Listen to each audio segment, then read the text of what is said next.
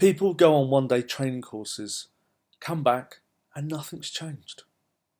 My name is Darren Smith, and you're at the home of Sticky Learning MBM, trainers to the UK grocery industry. So I spent 15 years in the corporate world, and I attended one-day training courses. HR would come along, or you'd have your appraisal, and there would be a list of courses that you could attend, my team could attend, and you'd work through some sort of very complex process to arrive at Bob needed time management skills or John needed negotiation skills. And the date was set.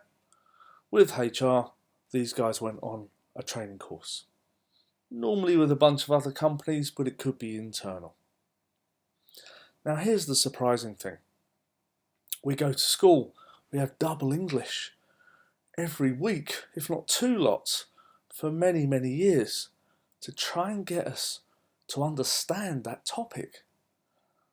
And then when we leave school, we go to the corporate world, spend a huge amount on training and expect our behaviours to change.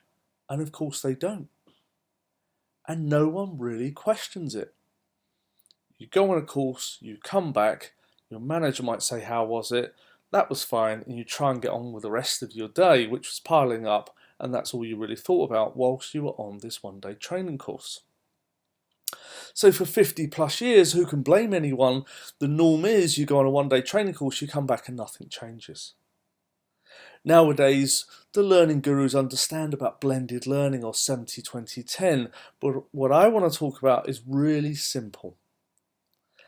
It's doing learning or training and then changing behaviour. Because if you're not, all that's happening is learning transfer.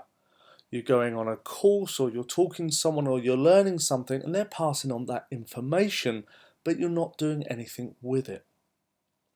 As someone once said, information without application is just entertainment. And whilst the courses that I'm sure you're going on aren't that entertaining, that's all that's happening. You're being entertained. Because we're not achieving that crucial behavioural change, i.e. you're doing something different when you're at work. So I want to talk through 3 simple things that can be done in order to get the very most out of your investment in training, be you a learner or a HR manager. And we talk to a lot of HR managers that are frustrated because their people come back from training courses and nothing has changed. Yet they've ticked a box. And if tick boxing is all you want to do, then this isn't for you. If you genuinely want the learner to get a better return on investment from their time, and you for your company getting a better return on your money spent, then doing something different is crucial. Let me take you through these 3 steps. A few weeks ago, I got a brand new iPhone, a 7. I'm not quite up to date with the kids, but a 7 isn't bad. When I open that box, I'm excited. And I'm turning it on, powering it up, and I'm trying all these different things. I'm using the different apps, the bits of technology, the heart function on it. I'm interested.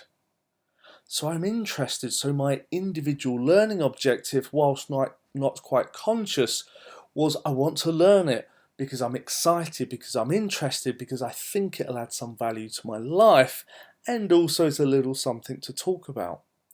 So my individual learning objective, my ILO, is I want to understand it for me.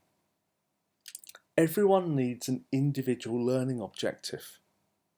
Now, once we get to that point of people understanding I'm going on a course or I'm doing a piece of learning or it's a 7-day course, it doesn't really matter as long as it's a piece of learning. Once they understand that they need to know what's in it for them, what do they want to get from it? And what I don't mean is I want to be a better time manager. That simply won't work because they're ticking a box. It has to be truly about them. I want to go home at 5 every night. I want to be less stressed. I want to manage this project so much better and deliver it on time. That's what we want. Now they'll learn a whole bunch of other things. What we need to make sure is that they have what they truly want, and it has to be a problem. The problem is this, and it has to be specific, ideally a SMART individual learning objective, but let's just start with something specific to them that's a problem. I don't get this iPhone thing and how it works, therefore I'm going to go and fix that. I keep getting beaten up by my buyer and negotiation skills, and I don't want to be beaten up anymore. Let's fix that.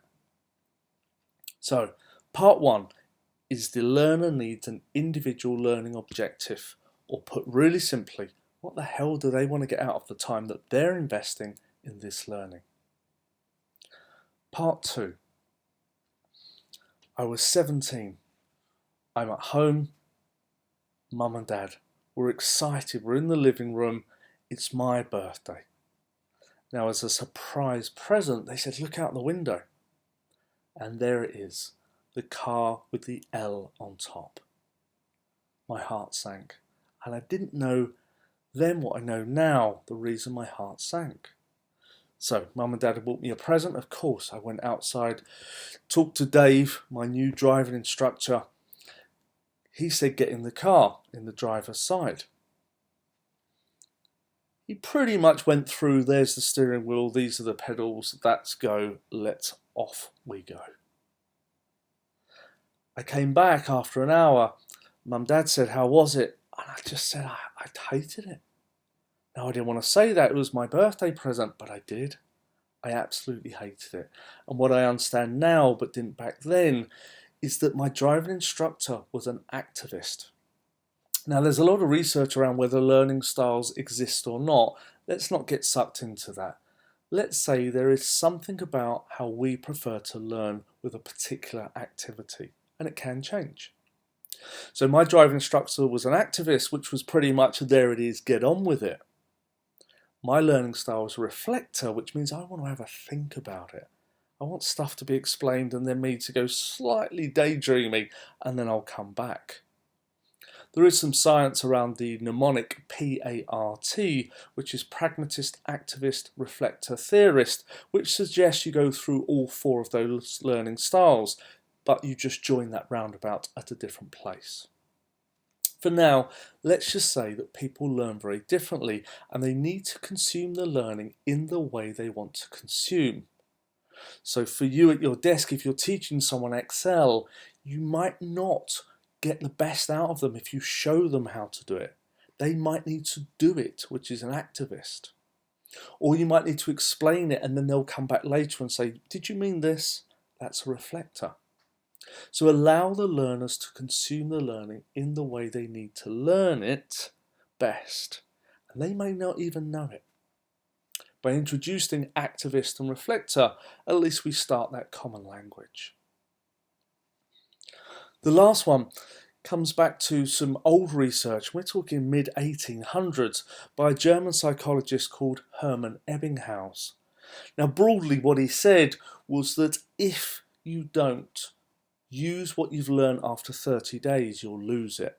Now, there's a lot more to the science that he came up with, but we're talking very old science that's still very useful today. So, if you go on a one-day training course and you don't use what you've learnt within 30 days, it will be gone.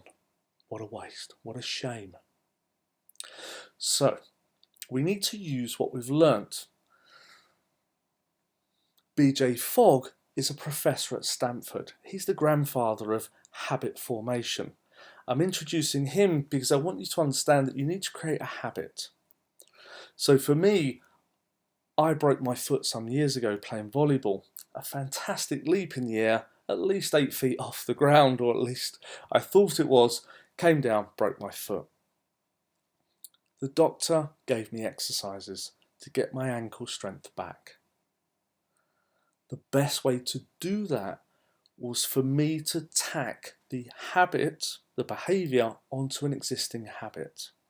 So imagine me brushing my teeth every morning, toothbrush in my right hand, toothbrush in my mouth, left foot swinging around for the 2 or 3 minutes it took me to brush my teeth. If you want to change your behaviour because you've learnt something new, Piggyback it onto a current habit. Like me, brushing my teeth, I did my ankle exercises. For you, it might be time management. You need to write your daily to-do list. So before you open the lid of your laptop, maybe your to-do list is in the lid of your laptop. And that will remind you to write your to-do list before you get stuck into your emails. Try and disrupt your behaviour. Try and add it on to a current habit. So in summary, one-day training courses don't work. The science proves it. If you want to get more out of your learning, 1, figure out what's in it for you. 2, begin to understand how you want to consume the material. And 3, do something with it within 30 days, ideally adding it on to a current habit that you do. Thank you.